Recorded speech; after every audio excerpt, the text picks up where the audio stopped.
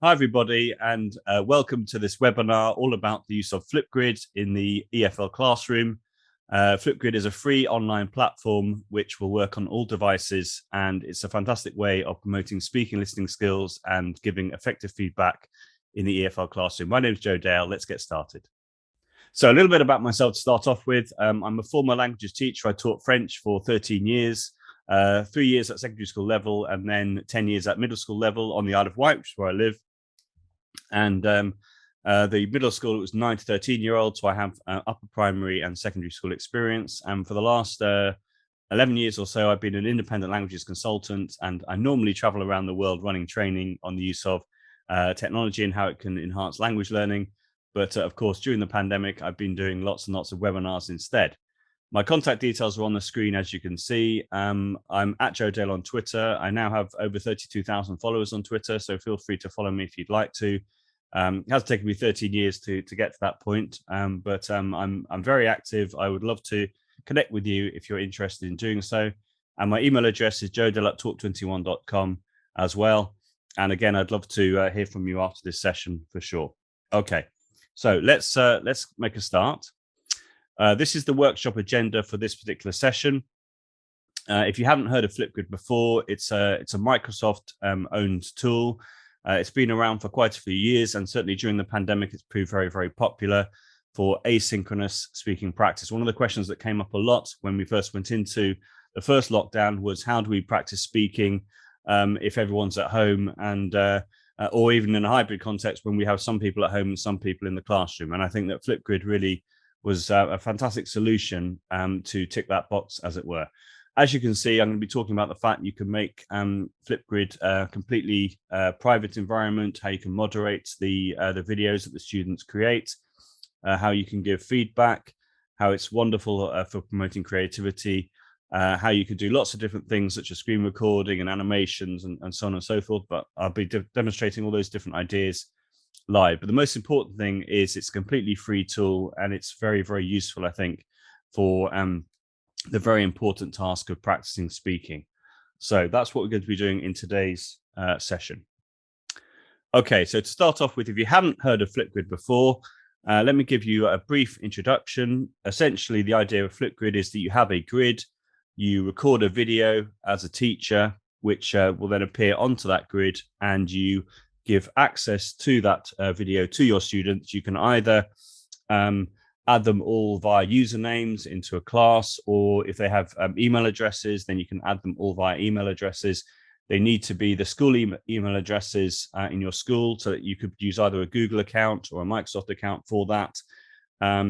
You can set up moderation, which means that only you get to see the videos that your students produce, or you can set it up so that anybody who's in that class can see the different videos. There are positives and advantages of both different solutions there. Some people, maybe particularly for the older ones, they don't want their peers in their class to see their videos, and so moderation might be a good option. For younger ones, or people who are more willing to share and collaborate with each other, then it can be really useful to have it so that it's still a private group, but everyone can see each other's videos. You can also give private feedback. So it could be that the teacher gives an individual student private feedback, or you can give feedback that anybody in the class can see, and the students can also comment on each other's videos, which is also really, really handy, I think. So that's the basics of what Flipgrid is all about. You can also have groups and topics. So a group is like a class, and a topic is like a lesson. So you can set up as many groups as you want and as many topics as you want, and you can record for up to 10 minutes of video per video contribution that you make. On the left-hand side here, you have Jane Bassnett J on Twitter. Jane is the head of languages at a school in the south of England. She's also the lead for digital pedagogy at her school, which is a Microsoft Showcase school. And she has created an example of a Flipgrid short, which is a standalone video, which is not part of a group, which you can also do as well if you want to. And here, what she's doing is as you can see her video on that screenshot. She's got an image there as well of some grammar, and she's annotating over the grammar at the same time. So she's promoting a sort of a multimodal approach, if you like. So you can hear her voice, You can see the annotation and you can see the grammar at the same time. And this would be in line with a flipped learning model. In other words, the students could access the video before the lesson, could revise how to do the particular grammar that she's talking about. I think she's talking about the simple future, I remember correctly, in French in that example. And then that would then free up more time in the lesson itself for doing interactive activities and so on and so forth. On the middle there, you've got how to teach remotely with Flipgrid. This is an educator from the States whose name is Sam Carey. Carey is Kary, and he has a fantastic YouTube channel called the New EdTech Classroom, which I would really encourage you to have a look at. He's done lots and lots of different videos around different EdTech tools, including some really good ones on Flipgrid as well. So he's a great person to check out. Underneath Sam's screenshot, you've got another video there from Jane again. She's annotating over the top of some grammar. So she's taken a screenshot of a PowerPoint, put it into Flipgrid. She's annotating over the top, and then she's got her voice there as well. So that would be a great way of practicing learning about the grammar before the lesson. Obviously, you could do that in the lesson as well, but by accessing the video before the lesson, it means that you have more time for activities in the lesson. And then to the right of that screenshot, you've got Jess from Flipgrid, who is talking about different ways in which you can use Flipgrid, which I'm going to be demonstrating live in a moment, such as using text and emojis and inking and having a whiteboard or a blackboard and stop motion animation and screen recording and so on and so forth. So that's an introduction to what Flipgrid is all about. If you haven't heard about it before, and there we are. So I talked a little bit about how you can add your students to Flipgrid. On this particular screenshot on the right-hand side there, you can see that it says create a group, private or public. That screenshot actually is a little bit out of date now, because the types of group you can create now are only private, but I thought I would put that there anyway to show that it used to be private and public, but then Flipgrid made a change and it's completely private now, which means that to add people to a group, you have to add them via either an email address or via a username. So on the left-hand side there, you can see that you have to put in a student's first name, last name, and then a username. You can upload the usernames via a CSV file, which is a little bit like an Excel spreadsheet or a Google Sheet, which makes the whole process easier. Or if you prefer, you can also add people via the student email option as well. But it has to be a Microsoft or a Google school email account, as you can see on the screen. If you use Google Classroom, you can also connect your groups via Google Classroom, which makes it even easier. Whenever you share any videos on Flipgrid, you'll see that there is a Google Classroom and a Microsoft Teams icon, which makes the whole process really, really easy. You can see as well at the bottom there, you've got the link, which if you click on it, will give you the up-to-date information on exactly how you can add people to a group. But essentially now, all groups are private, and you have to add people either via username or via email. Okay, so on the right-hand side here, that's Sam Carey again. And he's done a video there about assigning work with topics and groups from, as you can see, the New EdTech Classroom. That's a really, really lovely video. And on the left-hand side, you have Mike Tolson, who works for Microsoft in the education department. And Mike is prolific on sharing different videos around different Microsoft tools, such as Flipgrid, such as lots of other Microsoft tools, which are proving very popular at the moment.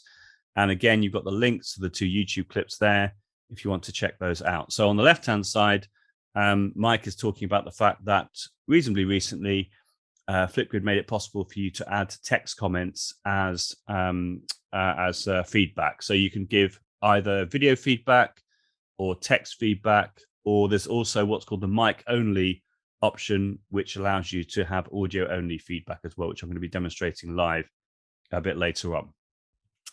Okay, just to give you an idea of how some of the students were using Flipgrid in a languages context at the start of the pandemic, this is a screenshot taken from April 2020, a school in the Middle East. As you can see, they're saying some really lovely videos from Year 9 this morning. So for those people that don't know what Year 9 is, that would be sort of 14-year-olds, that sort of age. On Flipgrid, even got a subjunctive, such communicative confidence. I think all these types of tools which allow you to record yourself and repeat the recording to practice your speaking can be a great way of promoting confidence. and I love this quote at the end: "We may not be face to face, but Zoom, Flipgrid, and Google Hangouts are our next best thing." So that just gives you an indication of how a school there in the Middle East is using Flipgrid. Quite recently, Flipgrid introduced the option for screen recording, and you can use that in a number of ways. For example, if the students had done some written work using Google Docs or using Microsoft Class Notebook, you could then record the screen while giving them feedback using Flipgrid, and then everything would then be saved within a group. And then you can then share that with the students really easily, or they could do the same. They could give each other peer reviews, looking at assessment for learning opportunities using screen recording as well. But in this particular example, which I'm going to be going through with you a bit later on, I'm going to show you how you can combine Flipgrid with Google Earth to do an interactive web quest, which is lots of fun as well. And also you'll see on the left-hand side there, I'm mentioning about the fact that you can now also have a Chrome extension and a Microsoft Edge extension for Flipgrid, which means you can record your video directly within the browser, which is also handy as well. But Flipgrid works on all devices. If you have, let's say, an iPad or an Android mobile phone, then to record your videos, you do need the app. You can't use the browser version on those devices. But apart from that, it works on it works on everything. So if you want to record, let's say using an iPad, you do need to have the app. You can't do that just in the browser. Okay. This just is referring to the fact that, as I mentioned already, Flipgrid is integrated, it's sort of baked in integration with Microsoft Teams and Google Classroom. There's a couple of articles here which refer to that. So the first one is from Flipgrid themselves, just talking about how when you share any video, you can share it directly to Teams or to Google Classroom. And then underneath that, that's a blog post by Holly Clark, who's an American educator who's prolific with ideas around EdTech. And she's written a really nice blog post there about infusing Flipgrid into your classroom, talking about how you can share very easily videos through Google Classroom or through Microsoft Teams. Okay, now this slide is very, very important in relation to consent and to privacy commitments, which is why I've included it for obvious reasons. So if you want to use Flipgrid, then you do need to get parental permission to do so. So here is the official consent form from Flipgrid, which you can download as a PDF and then share that with parents, get permission for you to be able to ask the students to create their videos. As I've talked about already, moderation, I'm going to demonstrate that a bit later on, but to get that permission is very, very important. And then on the right-hand side, you've got, again, the official web page from Flipgrid, privacy and security commitments to schools. So you can see exactly what Flipgrid is saying about how they're going to be using the data of the students.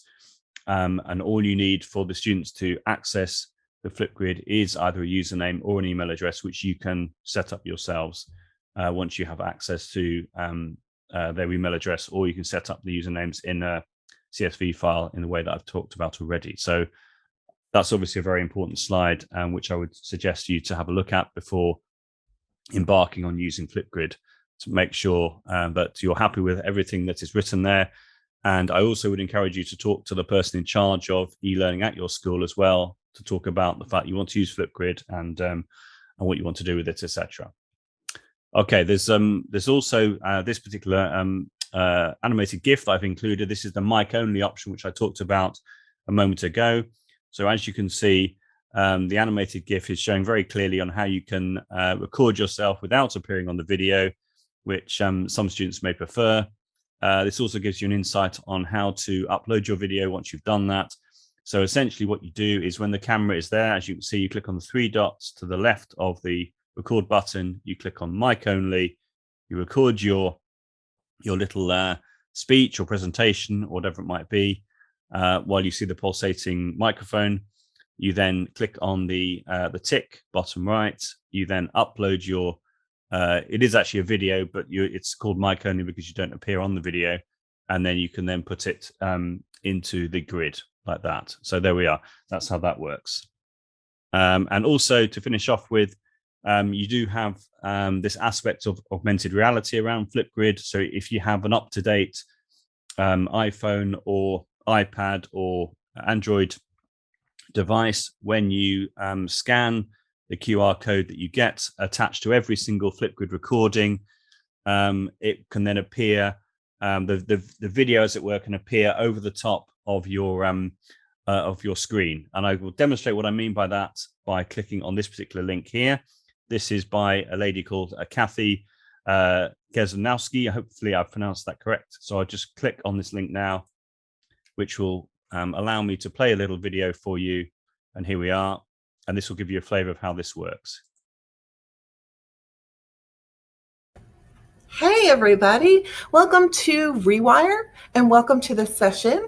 And I thought I would take just a few minutes at the beginning to familiarize you with a cool new feature in Flipgrid while I tell you a little bit about myself. So right now you're experiencing Flipgrid AR, Flipgrid augmented reality. It's a new feature that they released this summer along with a bunch of other cool new features.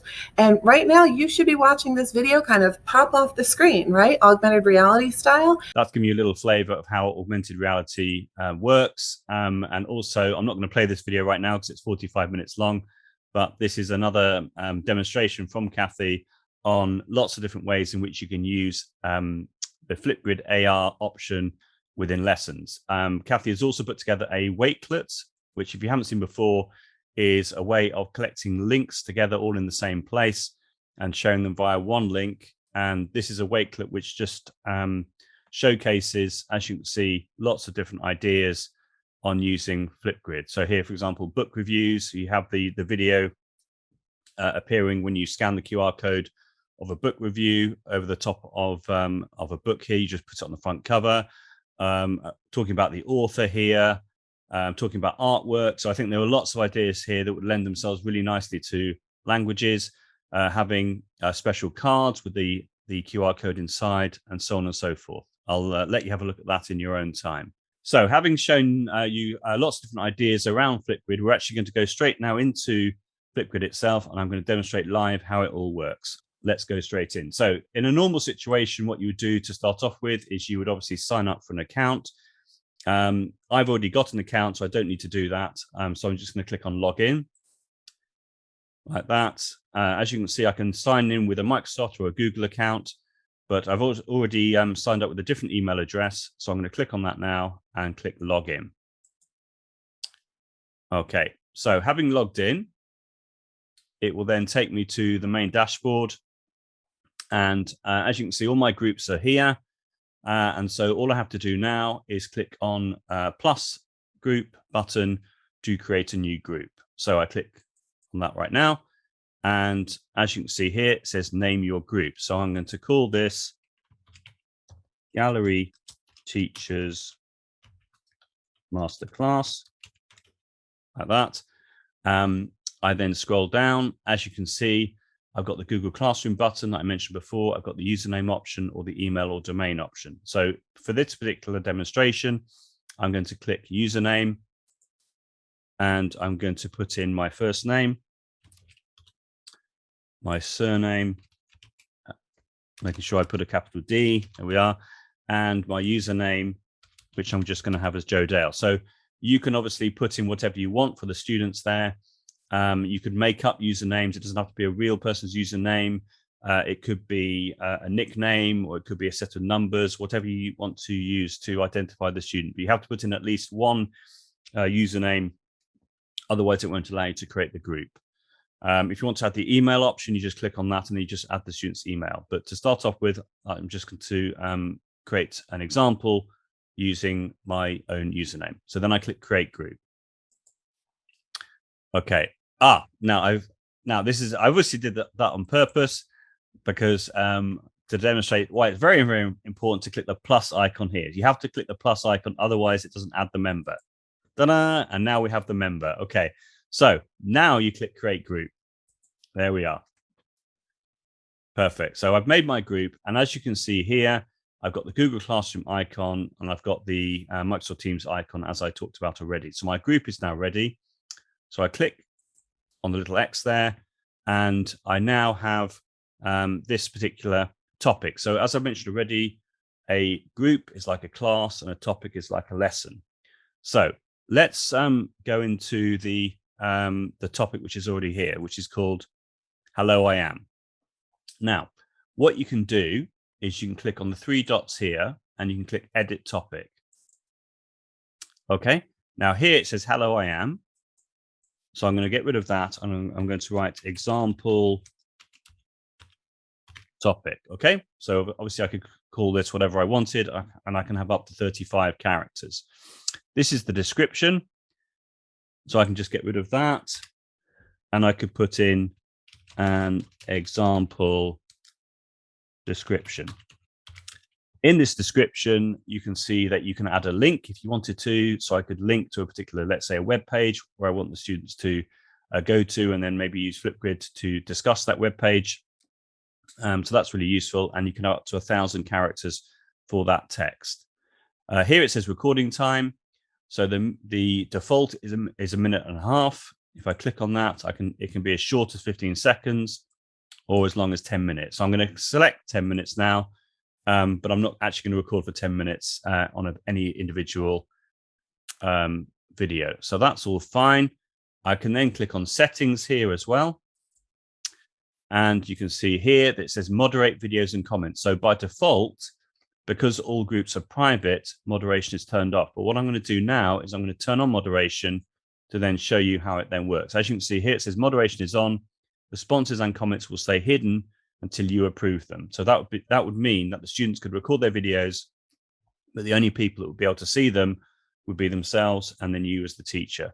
If you have moderation off, like this, turn on moderation to approve each response and comment for your topic. So that would mean that anybody who is in the group would be able to see the videos, but only those people who you've added to the group. So you're in complete control essentially in that sense. Okay, so let's turn moderation back on. For the comments here, it gives you a number of options. I'm just going to leave it as the default. So it's possible to have video and text comments. So that's fine. There's also the closed captions option, which is very useful, which is available in quite a few languages, which is fantastic. I'm just going to choose the English United Kingdom here. What that means is once you created a video, you have to wait a couple of minutes and it automatically generates closed captions of that video, which is really handy. I did an example session about a year ago with a group of Italian teachers. And I don't speak Italian personally, but we tried the closed captions option with that group, and the captions were very, very accurate, which is great. Okay, you've also got this schedule status option. So you can choose when you want the videos to be submitted. I don't bother with that personally, but that's another option. If I click on response here, you've got some other things as well to have a look at, which you can choose to use or not. The sticky notes one I'm going to demonstrate in a moment. And there we are. So those are the basics, I would say. Naming your topic and then choosing whether you turn on moderation or not, and choosing the length of the videos that you want to record. Okay, then you click update topic. Perfect. So now we've got it, everything that we want to have. And then what I'm going to do is show you how to then record your first video. Okay, so here it says help your group to get started, add the first response. So let me click on here. Add the first response. And then there we are. Now we should get a type of error message in a second, which I'm quite expecting. So there we are. This is what I was expecting. So I did this on purpose. Now, if you're teaching via, let's say, Zoom or Microsoft Teams or what have you, then this message will come up. So all it means is you have to then turn off the video. In this case, I'm using Zoom. So I'm going to turn off my video. And now I'm going to click retry camera like this. And now you'll be able to see my video. There we are. So otherwise it won't work because you can't have, well, certainly on a Windows PC, you can't have the two videos running at the same time. That's why that message comes up. Okay, so as you can see, you've got a lovely recording option here. This is the default player that you get. The other thing that I wanted to point out early doors is here. You can see it says add sticky notes. If I click on here, I can write in some prompts to remind me of what it is that I want to say. But to start off with, I'm just going to click on the record button. So this would be, well, let's just go for it. So you get a countdown and away we go. Okay, so I'm recording now in Flipgrid as the teacher. So I'm asking a question in the target language to my group, and everyone will be able to see this particular video who has access to that particular group or that particular topic. And it's as simple as that. There we are. So as I said, I could have used the sticky note as a prompt. And the nice thing as well is the sticky note will not appear in the final video. So then having done that, I can click next. Okay, so I'm recording now in Flipgrid as the teacher. So I'm asking a question. Okay, so it comes up like this. I then click next.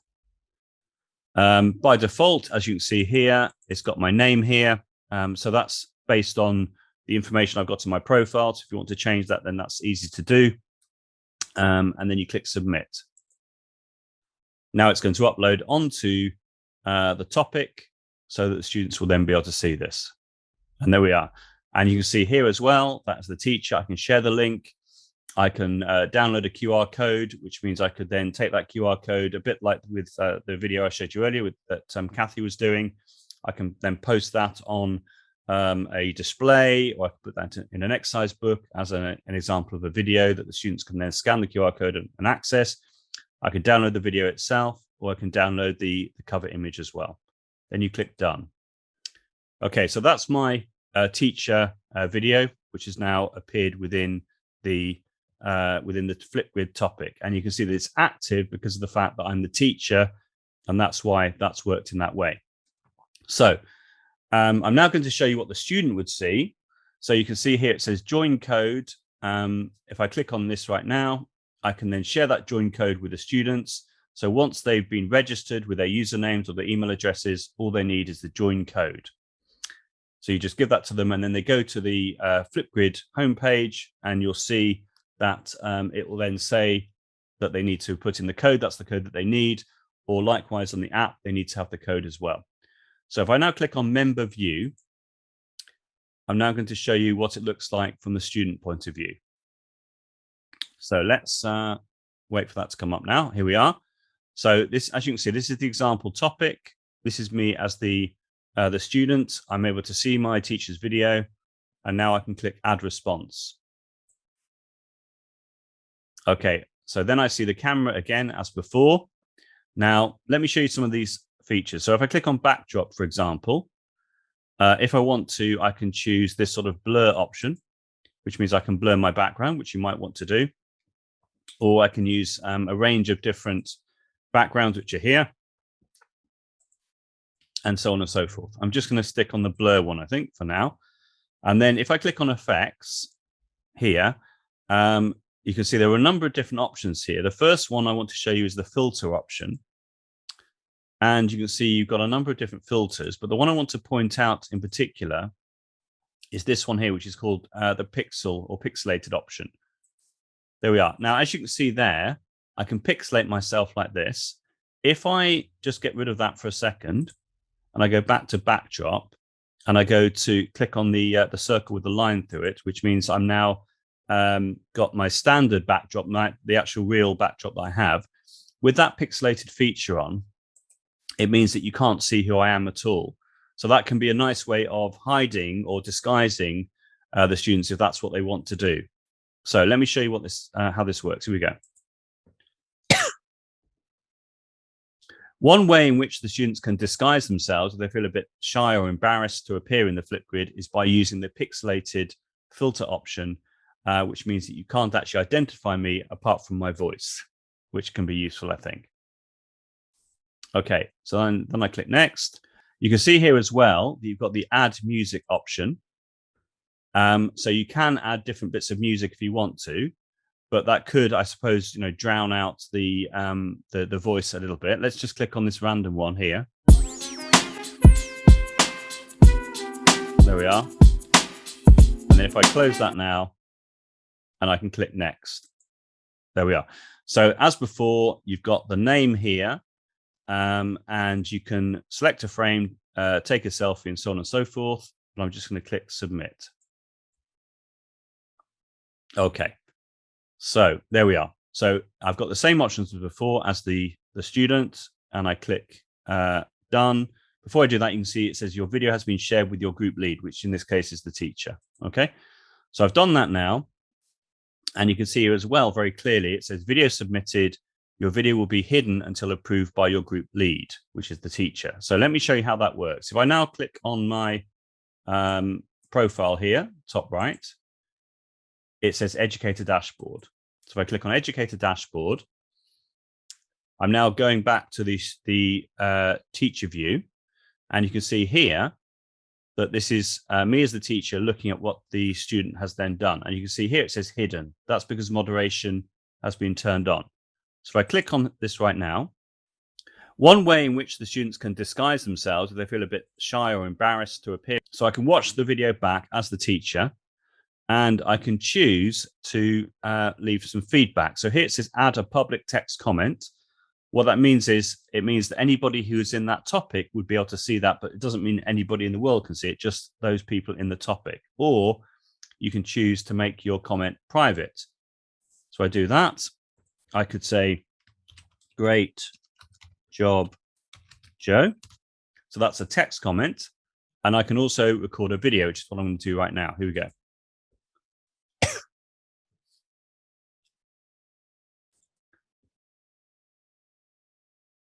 Okay, so this is an example of the teacher giving a private video comment to the students, or to an individual student, should I say. So no one will be able to see this apart from that individual student.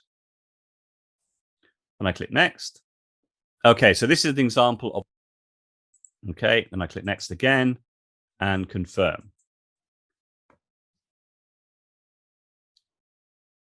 There we are. Okay, so that's how that works. And then I click send here to submit my comment. There we are.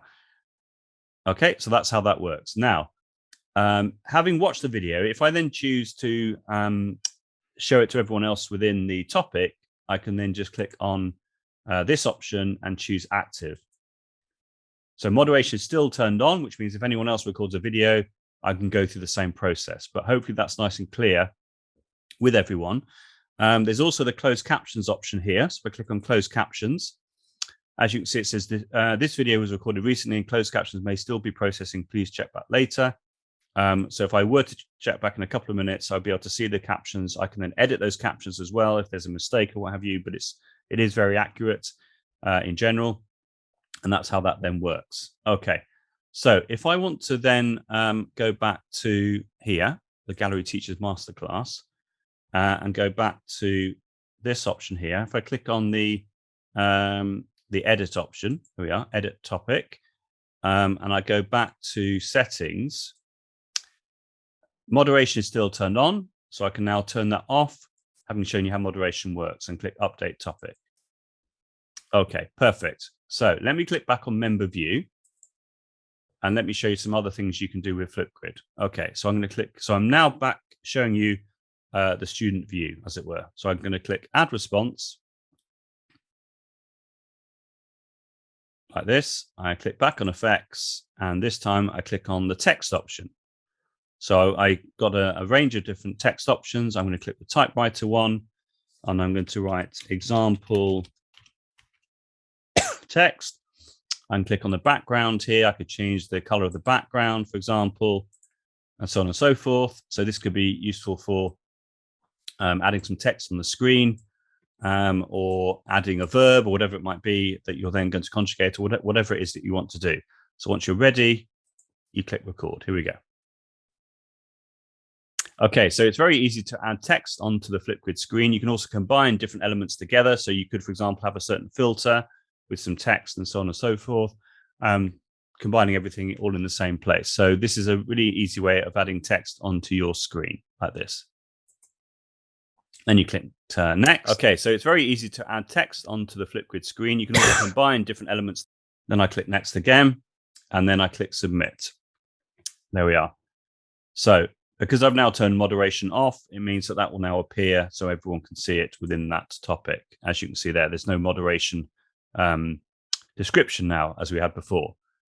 Right, let's go back to here, add response. Let's click on effects again. This time we click on pen, and you choose the color that you'd like to draw with, and you choose the thickness. And let me just give you an example of how this could work. Here we go. So Okay, so now if I wanted to, I can draw on the screen. So I'm just going to do like a silly example now. I want to give myself a hat and some glasses. And why not give myself a little moustache as well? So what you could do here is you could draw over the top of a face, or you could draw to the left or the right of the face that you're then describing whatever it is that you're drawing. So maybe, better for younger learners, but why not as a bit of a giggle as well? So lots of creative options there, I think. I click next. Okay, so now if I wanted to, I can draw on the screen. So I'm just going to do like a silly example now. I want to give myself as you can see, it's sort of playing back a la Harry Potter type of effect. And then I click submit. So that could be useful as well, I think, as a way of describing what you're drawing in the target language. Okay, then I click done. Then I click add response. Let's look at another idea. Okay, so here we've got the effects option again. This one I think is very, very useful, which is the board option. You've got a number of different board options here, different styles. I'm going to choose the whiteboard option. And you can see, having done that, I've got the split screen option. So I can choose how much of the webcam I want to show on the screen. And I can also click on the effects option here. And in this whiteboard space, I could add some text, I could add a drawing, I could add an image, anything I want from this effects option. So let's imagine I want to draw. If I click on the pen option, again, I choose the thickness, and then I start to record, and I could do the following. Here we go. So, okay. So what I'm going to do now is I'm going to draw the word hello like this. I'm now going to change the color to a sort of a reddy color like that, and do a little squiggle like this. I've now deliberately pressed pause, and then I'm going to click on the clear option to the left-hand side here. And then I'm going to choose the color again that I had to begin with, and I'm going to carry on drawing like this. Here we go. Okay, so having written hello, I'm now going to write goodbye. Now I am trying to draw with a mouse, which is not the easiest thing to do, but you get the idea. It might be easier to do this on, say, a tablet or what have you. And I'm doing another squiggle, but of course, what I could be doing is I could be describing some grammar, or I could be looking at how a verb is conjugated, or I could ask the students to do the same thing and describe a grammar point or what have you with a friend of theirs or a peer of theirs in the class, either face-to-face or remotely. So I think it's really handy to have this type of whiteboard webcam option, particularly in a flipped approach, or as a way of one student explaining a concept to another student like that. Okay, so I now click next. Okay, so what I'm going to do now is I'm going to draw the word hello like this. I'm now going to change the color to a sort of a reddy color like that, and do a little squiggle like this. Okay, so having written hello, I'm now going to write goodbye. Now I am trying to draw with a mouse, which is not the... So you can see that when I went from the hello slide, as it were, to the goodbye slide, even though it was still actually only one slide or one whiteboard, because I paused it and I clicked the clear option, it created the impression that it was two slides. So that could be a useful way of building up different messages, different slides, all in the same place in one whiteboard. Then I click next and then submit. Like that. Okay, it's a little bit longer, that video. That's why it's taking a little bit longer to do that, but you get the idea. And then we'll get the same option as before. So I click done. Okay, let's do another idea. So I now click add response, click on effects. You've got the stickers option. So you've got lots of different stickers to choose from. Let's imagine I want this one. So I've just clicked on that. It takes a second or two to appear on the screen. There we are. I can now, this can be another way of hiding your face if you want to hide your face, or you can choose an option which you then describe in your video like this. Here we go. If you want to add a sticker onto your face as a way of disguising yourself, that's another option, or you could use that as a visual prompt to describe some language. Lots of fun. Then you click next. If you want to add a sticker, next again and submit. Okay, so hopefully you're thinking about lots of ways in which you can use this in your own context. Let's go to another option. So this time I click effects, and you've got the GIFs option. So here you have access to lots of different GIFs and stickers from Giphy. So you can just click on these and add the different ones here if you wanted to. I'm not going to do that right now because I've got lots of other things I want. Lots to show you. So now I'm going to click on the media option.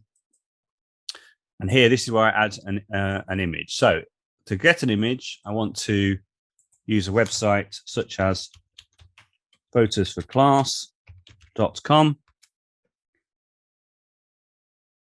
Okay. And I'm going to put in the word beach like this. Okay. And let's find an image that I want to use. There we are. I'm going to use this one here. It says girl walking beach. So I click download and save. So I've downloaded that image. And now in Flipgrid, having clicked on the image option or the media option, I can now drag and drop that image straight over the top of my video. So again, here, if I wanted to, I could point at this image, whatever it is that I've chosen, and I can then give a voiceover over the top. Or what I could do is I could drag this over the whole of the screen, which means I could then give a voiceover and not appear on the screen if I didn't want to do that. You'll see as well at the bottom that with Photos for Class, you automatically get the attribution added, which means that legally you're allowed to use the images that you have chosen. Now, I want to show you a little quick way of how you can do some animation. So I've got the Bitmoji Chrome extension here, which I've just clicked on quickly. And I'm going to put in the word boat. And this is the boat that I want to use. There we are. So you've got different options. So I'm going to now right-click that and click Save Image As. Okay, I now click here where it says Save.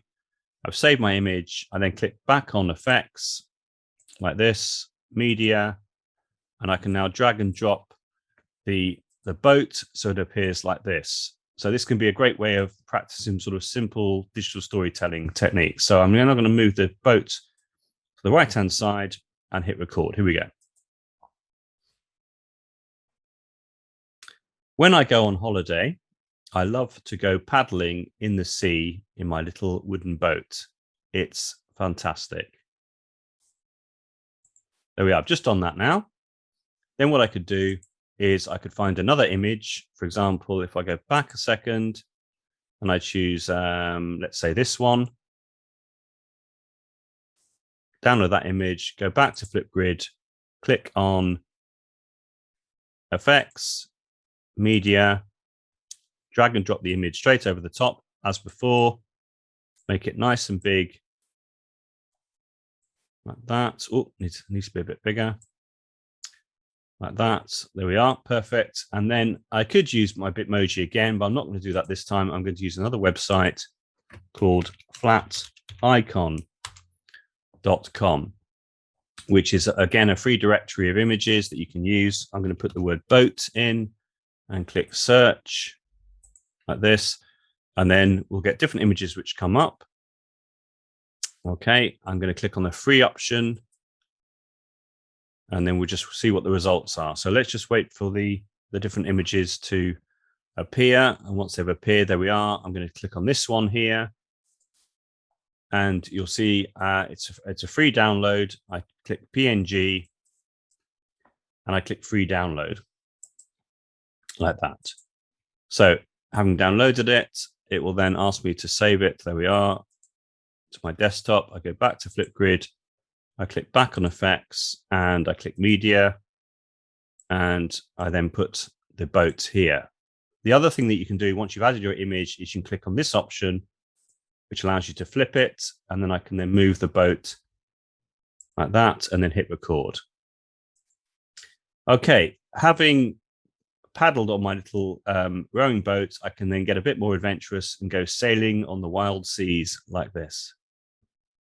Okay, so and you can see I can build up the different images and the different animations over time. So you could use that for, say, describing your local area. When I go on holiday, I love to go paddling in the sea in my little wooden boat. It's fantastic. Okay, having paddled on my little rowing boat, I can then get a bit more adventurous and go sailing on the wild seas like this. So lots of fun and a quick idea on adding a bit of animation into your presentation using Flipgrid. Okay, and I click done. There we are. Now, if I click add response for some other ideas, if I go back to effects, you've got the frame option. So you've got all these different frames. If you want to be a bit more creative, you can do this sort of thing, or this one, for example. So lots of different options as well. And as I said, you can combine, say, the text with the with a GIF and be really creative. There we are. Now, if I want to use the mic only option, which is here, I click on mic only, and now you can't see me at all. So if I click record, you'll see how this works. A popular way of using Flipgrid, if you don't want to appear on video, is to choose the mic only option. So to select that, you click on the options option, you click the mic only, and that means that you don't appear on the video, but you can hear your voice, and the teacher can hear your voice as well if you're recording as a student. Or the teacher could record some feedback without appearing on the screen, just via their voice. So that's a really nice new option that Flipgrid have provided. And then to finish, you press pause again as per normal, then next. A popular way of using Flipgrid, if you don't want to appear on video, and then click next again. There we are, and submit. So just to finish off with, I'm going to show you the screen recording option. So to do that, I'm just going to close a couple of windows like this. And I'm then going to take us to Google Earth. Okay. So I click Explore Google Earth like this. I just have to wait for Google Earth to load. And this is something which you can only do at the moment on a desktop version of Flipgrid, the browser version. You can't do this on a mobile phone at the moment, but apparently on the app version, they're going to introduce this quite soon, apparently. But we've been waiting for over a year, but it will be amazing when it is possible on the mobile device. Okay, so this is Google Earth, as I'm sure we all know.